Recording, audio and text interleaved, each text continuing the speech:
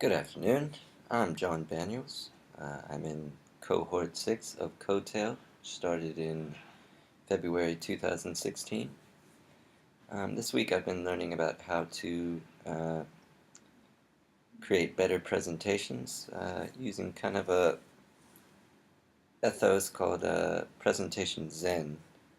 Um, what I'm going to do today is look at a couple presentations that I've done beforehand, and I'm going to analyze them in terms of parts of Presentation Zen.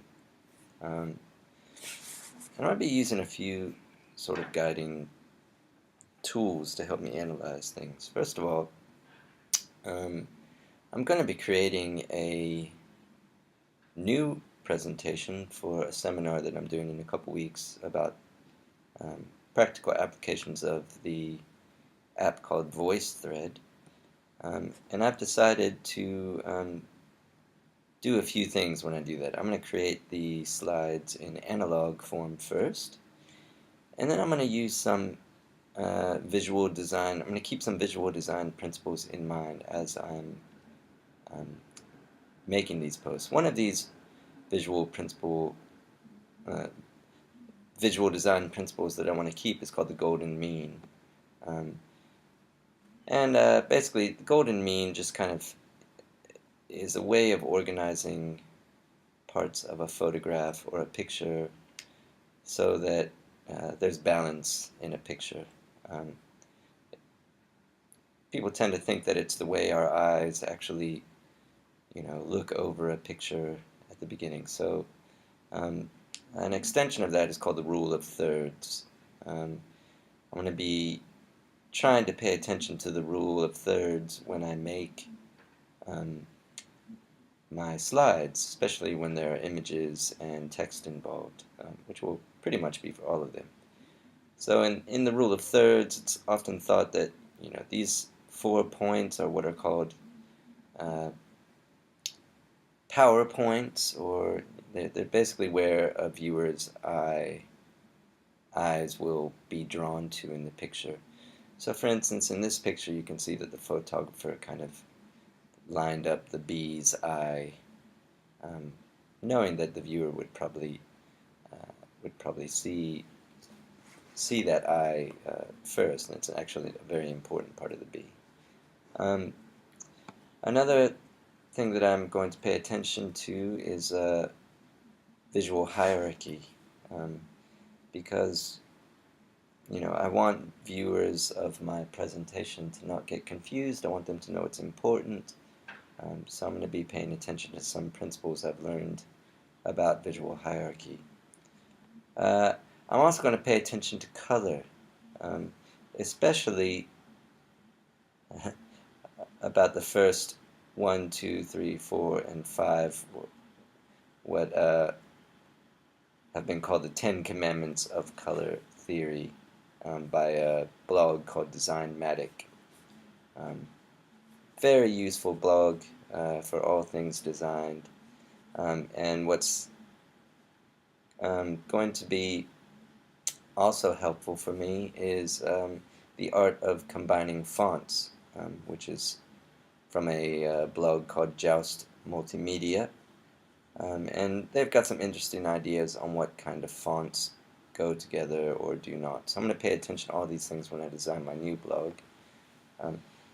However, the big sort of set of principles guiding my creation is from a blog called Presentation Zen. And I'm particularly paying attention, and this is by a man named Gar Reynolds. I'm particularly paying attention to this one blog post from August 30th, 2006, which is called From Design to Meaning, A Whole New Way of Presenting. In this blog post, Gar describes 5 different aspects which you should always take into account when you're making a presentation. One is design, which is basically what I've already talked about in terms of visual design. The other one is called story. I'm just going to make that a little bigger there. And that's kind of, he kind of suggests in his blog that presenting should be about telling stories. That's the natural way we hear information and grow up hearing information, and it's the kind of presenters that we should be. We should actually be storytellers. He also talks about something called symphony, which involves a bit of creativity, involves synthesis over analysis, which is going to be particularly challenging for me. I tend to be quite an analytical person. I'm good at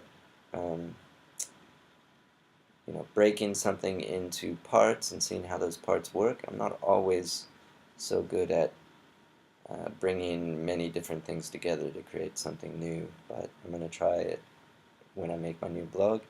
The fourth design principle that leads to meaning is what Gar calls empathy, and this is really knowing what your audience is like and what they need, what they would like to know when you do your presentation. And I'm also going to try and put in an element of play. To not make the learning so serious, make people enjoy the presentation, and basically, show that I am also capable of having fun, not just saying information, to kind of help engage my audience more. And ultimately, what I want teachers to do is I want them to take away some meaning from my presentation, which is, they're going to, listen to what I have to say and also do some work on their own to create products which really may help further the language acquisition of many of their students. So, let's get to business, okay? I'm going to go back to one of my presentations. I'm going to look at two of my presentations. One of them was for adults, and one of them was for children. And I'm really going to try and analyze those in terms of the kind of criteria that I just noted. So the first slideshow, the first presentation, is called The Cambodian Music Scene. I did this on Google Slides. Both of these presentations I've done on Google Slides. I'm just going to start it up here. Okay, so now I'm just going to go through it quickly just to give you an overall view, and then I'm going to come back and dissect and analyze the presentation itself. Here's slide 2, slide 3, slide 4, slide 5, slide 6, slide 7, and slide 8. Okay, now I'm going to go back to the beginning. Now, I know you probably already have in your mind things that you want to say about my blog, or I mean about my presentation, but you stay quiet. This is my show. This is my reflection. Okay, first of all, just looking at this title page, it's really busy. There's a lot of images here. They are balanced, but in terms of design, I don't think that it's, based on what I've learned now, everything is pretty much centered. It's difficult for people to know what to actually focus on. If I were to do this again, I would think that maybe from a design point of view, I could have one of these bands highlighted on this front page, change the wording, look at the rule of thirds, make sure that everything is balanced, and then if it is, yeah, that would be a more effective sort of title than what I've got here. Now, obviously, here I've done some things that are good. I think, and as you might have known from my other slides, I've begun a sort of visual hierarchy. So the title of every page is the same size font, it's the same color. Any sort of text that goes with that is the same font but smaller and a different color. However, this slide really shows that I've missed a major point in the creation of this presentation, which is basically to keep slides as minimalistic as possible. this slide could very much stand on its own. That's something based on what Gar Reynolds says in Presentation Zen, that no slide should be able to stand on its own. Um, so I've got some major work to do on this slide. Again, probably something equally as effective to do would have been maybe just to put prelude. It's a musical term. It means something that comes at the beginning. And I could have just put an image of a show in Phnom Penh. Then I could have said all of this information, and I could also put this into slide notes that people get afterwards. So moving on to slide 2, again, I've got a visual hierarchy in terms of the different size fonts, the types of fonts, but there's just way too much information here. These are all venues for music in Phnom Penh. I could have very easily put a picture of one venue, and obviously in my slide notes or in a document that I made available later, I could have put all this extra information. This is also starting to show I'm not really having empathy for my audience, because this was made for new teachers. They are not going to know any of this information. It's quickly going to become just gibberish to them because they have no prior knowledge of any of this stuff. So I really should have been much more empathetic with my audience and created small chunks of information that they could process and find useful. Many of my audience, probably at this point in the presentation, are starting to tune out. So again, we're getting into this. What I've basically done is I've analyzed the music scene. I've made a presentation about the places, the people and bands who play the music. But what I probably should have done is I could have done a story. I myself play music in the Phnom Penh music scene. I could have just kind of made this presentation a little bit of my story in that scene and brought up these other names, which I could have, passed out as extra information at the end. So I really need to think about changing this in terms of making it tell a story, rather than synthesizing my experiences for other people, thinking more about what the audience knows and doesn't know, and really not wasting their time. So I've also, here again, I've done the same thing. This information, this could have been a series of slides with an image of each person.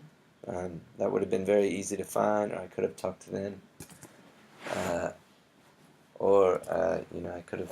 I could have done many things different. And basically, so on and so on through the rest. Probably the best slide is this one at the end, because it's a movie that probably could have been very engaging. I'm just going to turn the volume down a little bit.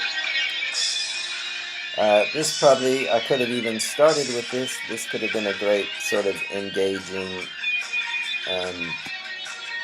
video for people to see, and this could have gotten them very excited about the Phnom Penh music scene right away. So I've got a bit of redesigning to do. I'm going to turn this off now. Sorry. That is a band that I played in, but I'm not. Okay.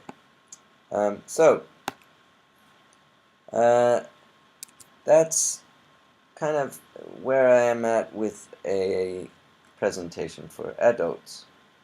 Okay, and I'm going to do part 2 of this film about a presentation I did for children. I hope you've enjoyed it. Again, my name is John Banyos. I'm in the cohort 6 of Coattail that started in 2016.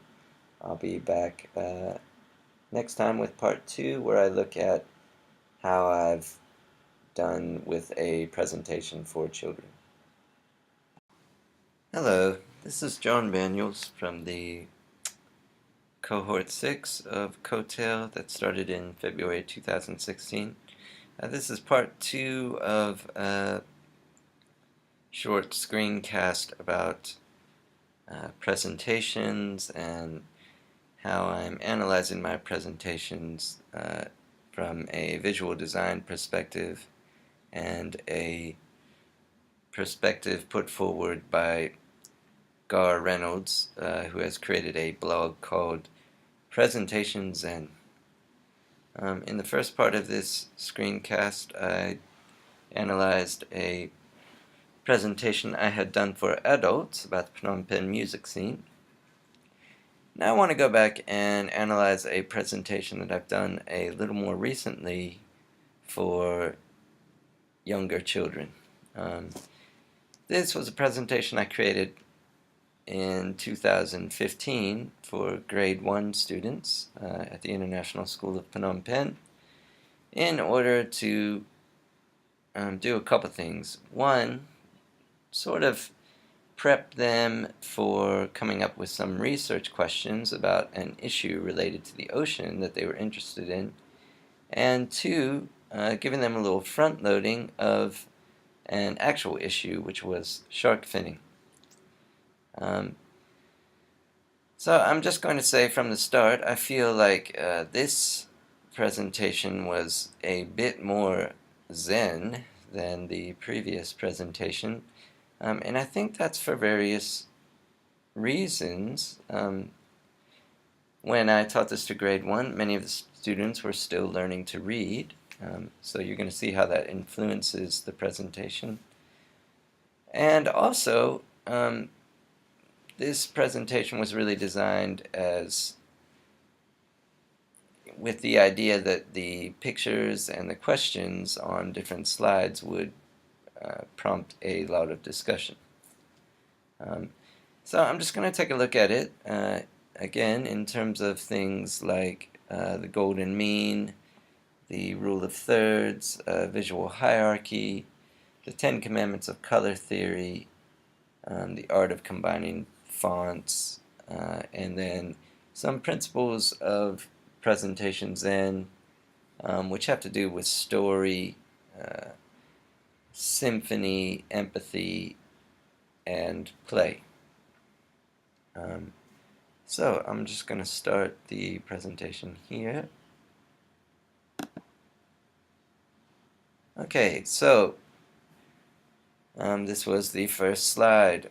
Not a great design, of course. There's a lot of contrast, so that's fine in terms of color. I haven't done anything bad in terms of color. It's just a little bit, everything is so centered. Obviously, from a design perspective, some of the most effective photographs are not centered.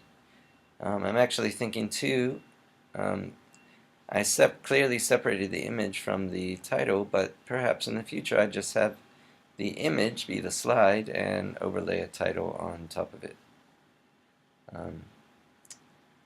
And also, I might think a little bit about color and what it means, because I know I'm infuriated by shark finning.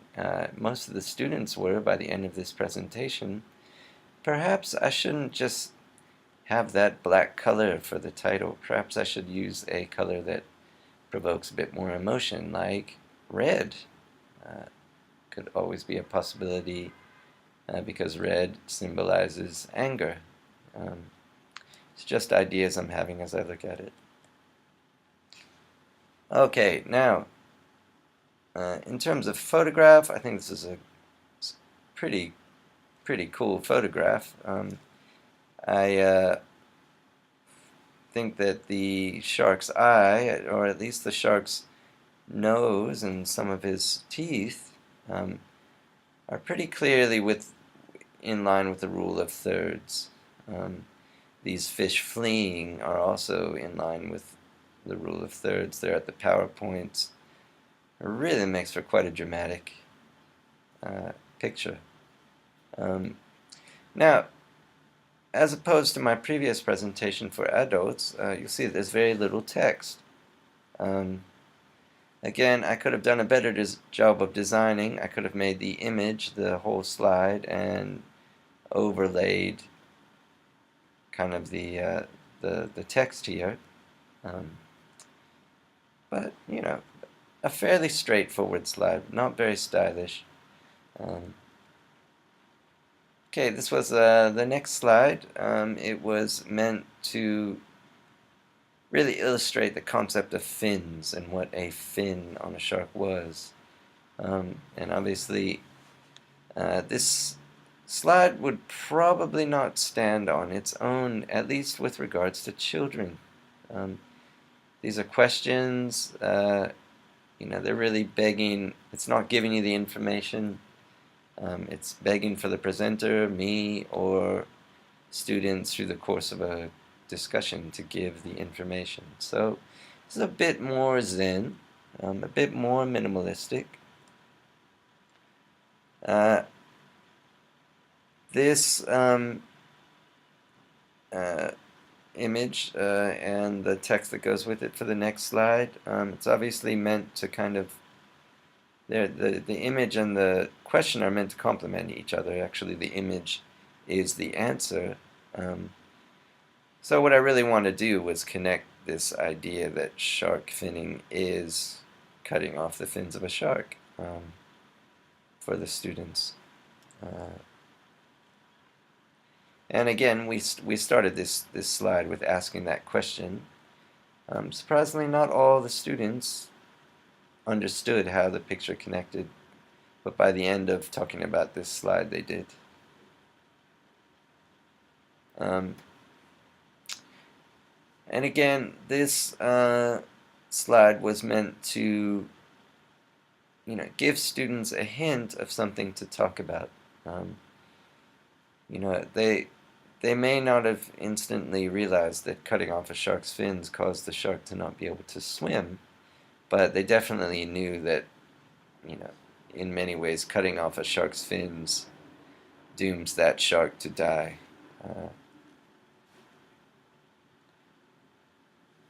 And so again, very little text. However, the presentation at this point is starting to get a little bit repetitive. Now, there was a lot of discussion going on. Basically, every one of these slides was what I might call visual discovery, which was I asked a question, and the students looked at the picture to try to find answers to that question. This is probably the most zen of the slides. As you can see, it goes well with the last slide.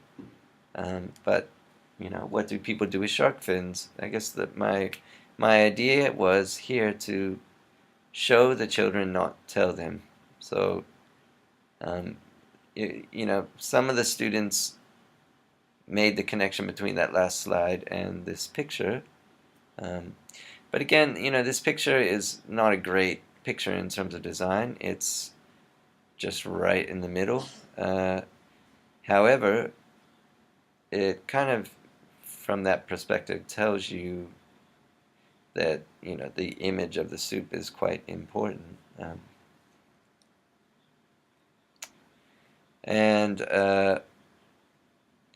So again, this was meant to kind of get children thinking. Part of what they needed to do for their project in this unit was to think of some sort of action, and this was meant to give them front loading. And obviously this graphic is, well, how shall we say, cheesy. I made this in about 30 seconds, obviously with kind of an image and just a drawing tool. So that could have been a better image at that point. It went well with the discussion. And then, of course, I gave them the answer here. So, it could have just said, say no and share. And that might have been enough talking point. The thing is, unlike the previous presentation, this was not really going to be available to children after this, nor would it be worthwhile. So I felt that it might be good to kind of show in writing a form of action that could be taken, because actually the students, as part of their assignment, were going to have to write some sort of action that people could take. And yeah, that was it with that presentation. I would definitely think that there was more of a story to this than there was in the previous presentation. Although I could have very well, made it into actually a story more appropriate for children. So it could have been the story of a shark, or a shark's fin, even, at the hands of these, ruthless shark finning fishermen. And that could have been very meaningful for the kids. I could have also, that I could have synthesized the information I presented into that story, and therefore making a symphony. I think I showed empathy for my audience. I mean, really, there was little text on the page. There were very meaningful, descriptive pictures. We started out with questions. I knew that the children had to kind of come up with their own questions a few days after this. So I wanted my presentation to give them some examples of questions. So I think I did actually display a lot of empathy. There was a lot of discussion. It wasn't just me standing up there and talking. For play, it's not apparent necessarily in this presentation, but an activity I did along with this was I did what's called 4 corners, where I put 4 sort of possible explanations of what shark finning is. So one of them was, things like when a shark sits on the beach to get a suntan, or something silly, so that it was a little bit funny sometimes when the children read the explanations. And what I actually wanted to do was to confuse them a little bit, because one of the explanations was shark finning is when fishermen cut off a shark's fins to be made into soup. For many of the children at the beginning of the presentation, that seemed like that was a ridiculous thing, and that was obviously not what shark finning is. So maybe there was a little bit of play in there, but I was trying to be quite serious too, and kind of express to the children how abhorred I was by this. In general, for this presentation, as with my last one, I think that instead of separating the images from the text, I could just make the image be the slide and have the text overlaid above it.